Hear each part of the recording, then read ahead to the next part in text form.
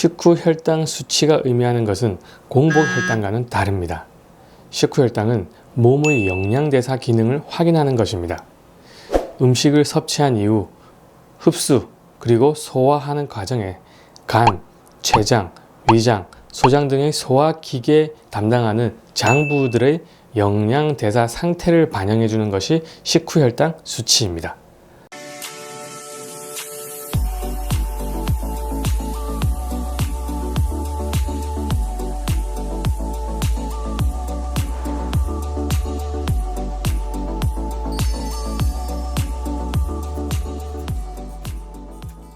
안녕하세요.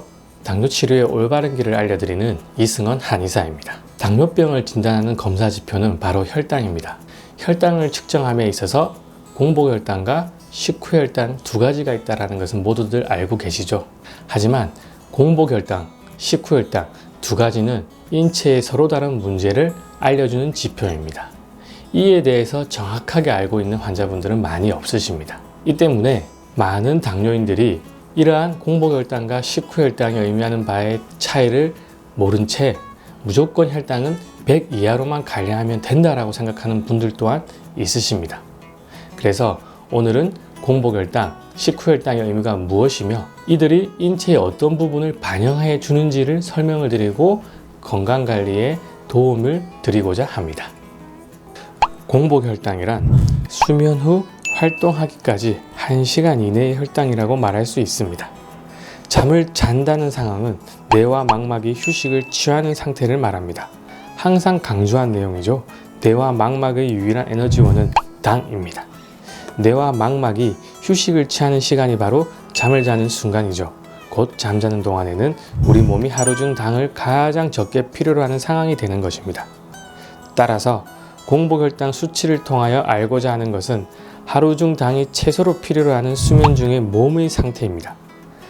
그리고 공복혈당이 높다라는 것은 수면이 깊지 않아 자는 동안에도 뇌와 망막이 쉬지 못해 당을 사용하는 상황이 발생하거나 당이 저장되어야 할 간의 대사 기능에 문제가 있다라고 해석할 수 있는 것입니다. 공복혈당은 수면 이후 1시간 이내에 측정하면 가장 좋습니다.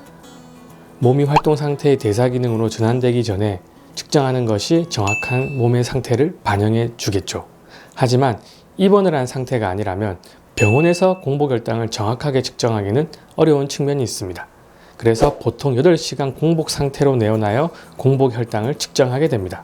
하지만 8시간 동안 아무것도 먹지 않았다고 해도 사람마다 그리고 활동한 상황에 따라 몸의 대사 상태가 달라지기 때문에 측정 결과가 달라질 수 있으니 참고하셔야 됩니다. 식후 혈당 수치가 의미하는 것은 공복 혈당과는 다릅니다. 식후 혈당은 몸의 영양대사 기능을 확인하는 것입니다. 음식을 섭취한 이후 흡수 그리고 소화하는 과정에 간, 췌장, 위장, 소장 등의 소화기계 담당하는 장부들의 영양대사 상태를 반영해 주는 것이 식후혈당 수치입니다.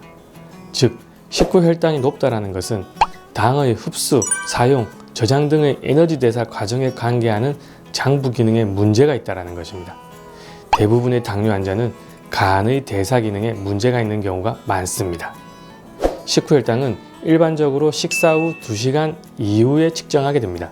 하지만 평소 소화기 계통의 상태 및 간 기능에 따라 차이가 나기 때문에 모든 사람이 식사 후 2시간이면 혈당이 다 내려간 상태라고 보기는 어렵습니다.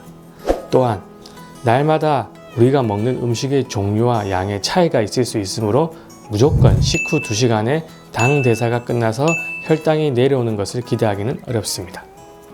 곧 식후혈당은 섭취한 음식 및 당일의 소화 기능에 따라 달라질 수 있으므로 임의의 시간에 혈당을 측정하고 200 이상인 경우 당뇨병 증상까지 동반될 때 당뇨병으로 진단하는 것이 요즘의 추세입니다. 오늘 설명드린 공복혈당과 식후혈당의 의미를 이해하셨다면 이러한 공복혈당과 식후혈당이 인체의 서로 다른 장부의 상태를 설명하고 있다라고 하는 부분을 이해하셨을 것입니다. 따라서 혈당을 측정해 보시고 공복혈당 수치의 결과와 식후 혈당의 수치의 결과가 어떻게 차이가 나고 나는 어떤 부분에 문제가 있는지를 정확하게 파악하셔서 그에 맞는 당뇨 치료 및 생활 관리를 진행하셔야 될 것입니다. 여러분들의 당뇨 치료를 위한 노력이 올바른 길로 진행되기를 응원하겠습니다. 감사합니다.